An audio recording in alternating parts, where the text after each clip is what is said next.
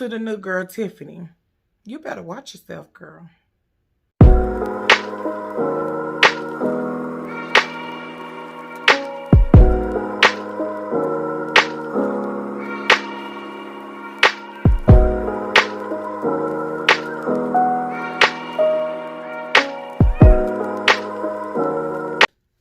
What's up, y'all?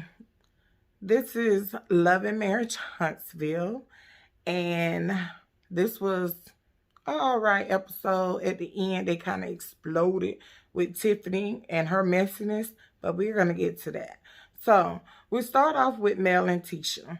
Tisha meets up at Mel's house, and she brings her the chocolate in a bottle champagne, which is a new champagne that her and Marceau are working on with their new business. And that was nice of Tisha to bring Melody some champagne because this was her first time coming to her home. So they're about to have a conversation and talk just to catch up and try to get their friendship back on the right track. So they talk about Tisha's new business, and Mel says she's enjoying being single and free, and I know that's right, Mel. And Tisha say they doing good, because Melody asked Tisha how is their marriage doing, and she said they doing good. COVID brought them closer together. They spend more family time together, and she don't want them to just be working all the time and then working just take over their life. And Mel give her some good advice, which Mel told them they just need to stick together and stick to the goal at hand and stay on the same page. And Tisha says she's going to plan a date night. And Mel say, is that what Marceau want? Like, sometimes you got to do what the man wants. Sometimes he might not want a date night. He might want to do something else. I don't know. So just see what he likes to do sometimes and do that.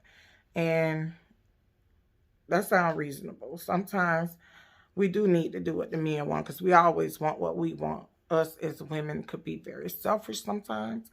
So there's nothing wrong with pampering your man too. So Melody said you don't want a date night to feel like a task for him. You want it to feel natural. And Tisha agreed. So Mel said they should try therapy, and Tisha is open to it because Mel said that therapy helped her in her time of need. Whether it's good or bad, it helped her in some way or another. So then we go over to Miss Holt and Martell bitch ass. Martell is putting some stuff down in his mama grass to kill snakes because she's been seeing snakes that have a snake problem. And I'm like, I do not like snakes, y'all. I just cringe. I do not like snakes. Like, oh, God, no. So, So then they sit down, and Martell tells his mom. Martell tells his mom what happened with him and Mel's mom. And Miss Holt says she should mind her business because that's between Mel and Martell, and that she got a life. And then Martell said, well, some people don't got a life. And I'm like, Miss Holt, I understand what you're saying because as the mother, you should stay out of your son's business. He's a grown-ass man. He can handle his business. But at the same time, you should have got in his damn business. Maybe he wouldn't be the way he is today. Think about it. And get back to me and let me know. So, then Miss Holt says that everybody needs to stand in their lane and mind their own business. And Mel will always be her daughter-in-law, and Martell will always definitely be her son. And I'm like, okay, whatever. So Marceau say, we get to Marceau, and Marceau say it's only so long. He's at his restaurant, and he's prepping his employees or whatever for the day. And he told them that it's only so long before people stop supporting black-owned businesses. And that is true. Like, you got to get it while the getting is good and keep them coming back, because it'll be over before you know it. So, he said he feel like Jalen should be coaching them instead of him. He want to see that Jalen has more of a leadership. He want to see more leadership from Jalen. So then he go in another room and he sit down. Jalen comes in and he have a talk with Jalen. He tells Jalen that he wants to see more leadership from him and to step up his management skills. And Jalen basically let him know that he need more help. Like, he don't have any training in being a manager or a supervisor. So he just wants somebody to come in and teach him how to be the best manager that he can be, so that he can have his business booming, basically. And Marcel and Tisha really not hearing it. But Marcel did say that he will hire somebody to train him or whatever. And I'm like, you should, because if this boy asking for help and then y'all business drown because you ain't got him no damn help, then what? You gonna say it's his fault, when in reality it's you and Tisha's fault because y'all not listening. So I hope that he do get him the help that he needs. So then we go back to Martell. He meets with Mel Mom in the park. And basically Mel Mom tells him that she was hurt what he did to her daughter because they was a family, and that she wished that they could get along for the kids' sake, if nothing else. Because the children are the ones that's suffering in this case. To be honest, they are. The kids are suffering. They need counseling. And Martell, you got to stop being bitch made at some point and take accountability. I mean, he did apologize to her for what he did. And I could tell that Martell was sad, and you know, he's like really feeling it at this point, that realizing that his family is not under the same roof anymore. And I think he really did want that, but he let his dick take over. So these are the results and the consequences. So then we go to the new girl, Tiffany, and her husband. They coming up on their first year anniversary. Congratulations to them. And she talks to her husband about a conversation she had with Melody about Melody wanting new interns to help her with her business, and that Mel invited her to Destiny's party. And that, you know, her husband was happy that she's going to be able to get dressed up and go hang out with the girls, because that's something that she likes to do. But he didn't mention that she liked to be messy too. But we're going to get to that part. So we get to Tisha. She gets to Houston all alone because Marcel is coming the next day because he's had to stay back and handle some business at home.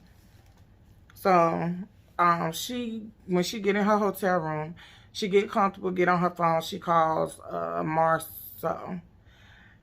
And she tells Marcel on FaceTime that she made it there and that she want to have some sexy romance time when he gets there. Why this nigga tell her, we can have sex when I get there if that's what you want to do? Like, nigga, that is not romantic. She said she want to have some romance, nigga. What the fuck? We could have sex. Somebody, we could just skip the dinner and the date and all that and just have sex. And I'm like, see, you can't trust a nigga like him. You just can't. You can't trust a nigga like him because, child, I wish my husband would tell me some shit like that. Nigga, what? She took it as he was playing, but girl, you got to read between the lines. That's all I got to say. So then it's Destiny's birthday. Yay, happy birthday, Destiny. And she pulls up to the bar/restaurant with her friend. And girl, Destiny is so pretty. I loved her hair. I loved her makeup, her dress. That dress was bad, okay? Her hair was laid. That wig she had on was so cute. She looked real cute. So then Melody pulls up and shut the scene down, baby. When I tell you she shut that motherfucker down, because I thought Destiny was looking good. But I'm like, shit, is it Destiny birthday or Mel birthday? Because Mel looked good as hell. I was like, all right, Miss Mel. I know goddamn Martell got to be fucking sticking his head in the fucking rabbit hole because he lost Melody. Melody is beautiful. Melody is smart. her body is banging, and she's a boss bitch. Of course he's dumping his head in the toilet like he should be, old dummy. So, they all ordered them a lemon drop so they can have something to drink. And I'm like, lemon drop, that's my drink too. I like lemon drop. So, so they say they got a lot, that they got on revenge dresses because them dresses was tight and fitting. And this revenge dress for, you know, they niggas not doing right. So they had to leave their ass because Destiny is divorced too. So that's their revenge dress to get out there, and another man gonna snatch their ass up in them bad ass dresses because they was looking good, child. And that Mel was like, we look good. I don't know what the hell they was thinking. And I'm like, you motherfucking right, y'all look good. And I don't know what the fuck they was thinking. And Destiny was like, they wasn't thinking, that's the problem. I said, I know that's right. They was thinking, but it wasn't with their head on top of their shoulders. That's what that was. So then all the other ladies come in, and Destiny tell Mel she had a bad day yesterday, and Mel was like, why you didn't call me? And in her confessional, she was like, she's starting to feel that her and Destiny aren't as close as she think they are. Because first of all, she had a whole divorce and didn't tell me until a month later. And then she's having bad days and she's down and depressed sometimes, and she don't call me. And I thought we was close Judies, close friends. Close friends lean on each other in a time of need, and she don't lean on Mel in her time of need. But Destiny says she's just the type of person that like to handle shit on her own. I guess everybody different. I don't know. So then Kimmy comes in, and she sit down next to Destiny, and Destiny tells Kimmy that she is divorced, and Kimmy is speechless. She said that hurts her heart, that Destiny just had a baby, and she only been married like a year or two. I don't know. I can't recall. But it was a short-lived marriage. So, you know, she feels sad for her. And Destiny's like, no. Don't feel sad. We're going to toast to this, to get a drink. Destiny is over that damn divorce, honey. She's like, fuck that shit. I'm free. So then the new girl, Tiffany, comes in. Kimmy in her confessional says that Tiffany told her husband a surprise wedding at the new baseball stadium, and that she just wouldn't have done that. She wouldn't have thrown no surprise wedding for her husband. Like, nigga, he proposed to me, nigga. We finna sort this shit out and plan a wedding. There ain't gonna be no goddamn surprise wedding. I'm with Kimmy on that shit. Bitch, I ain't finna marry you in a fucking surprise. What? Hell no, I need all the bells and whistles, and we gonna do this shit together. So you won't go back later on saying, I ain't want to get married right then. You surprised me with it. So what I was supposed to do? Oh, hell no. And won't be none of that shit going on.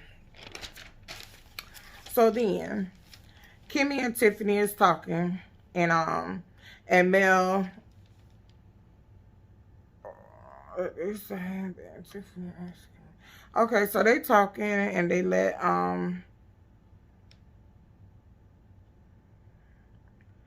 Kimmy and Tiffany talking, and Mel, like, y'all know, Mel was like, y'all know each other?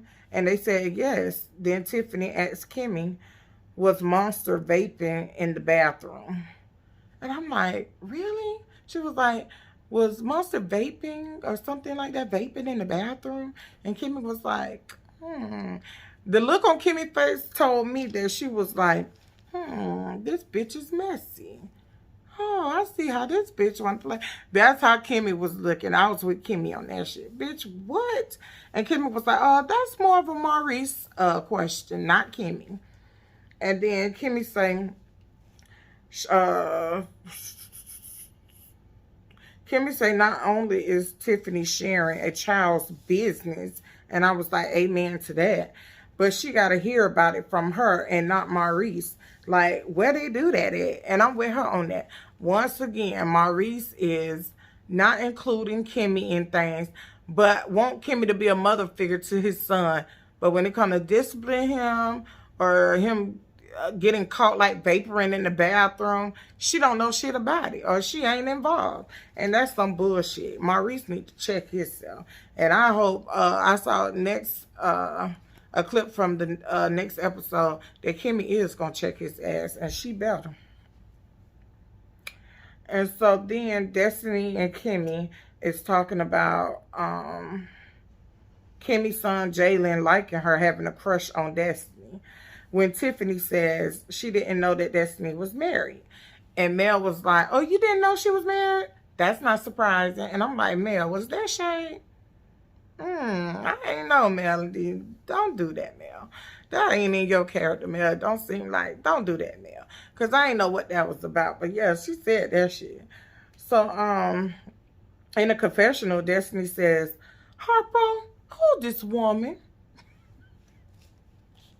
That shit was funny. Okay, so then, the new girl, Tiffany, she said that she saw Destiny the night before. Her husband had won an award at an award show or something. Won an award. And the girl, she had saw her the night before because she thought the girl that was with her husband was Destiny. And it wasn't with Destiny. It was with the side chick. Catch. So Destiny was like, why would she bring this shit up at my damn birthday dinner? And she was like, hold on. Hold on. So she got up and went to the bathroom. And that I was like, wow. So then, where was that? Yeah, Destiny was like, it's not cool for her to bring this up at my birthday. That's not a good way for me to remember you. So then, like I said, Destiny walked away, and Tiffany says in her confessional that that was dramatic, but it's her birthday, and if she want to cry, I'll let her cry if she wants to. And I was like, girl, you are being very, very fucking shady to this girl. You don't even know this girl. What, Jules? Wait, baby. Oh, that's my puppy. So I'm like, you don't even, come here. Come here. Come here. Say hi. Say hi. Say hey, dude. Say hey, dude. Say hey, dude. But anyways, I'm like, you're being very shady, and this girl don't even fucking know you for you to be fucking shading her like that. Like, girl, get a life. But I guess it's a reality show, and you gotta do what you gotta do. Make an interest, make a splash, so they say. It was good for television. It was good for me. I enjoyed it thoroughly. But yeah, I can't wait till the next episode. So y'all let me know in the comments down below what y'all thought about this episode. And I'll see y'all in the next video. Bye.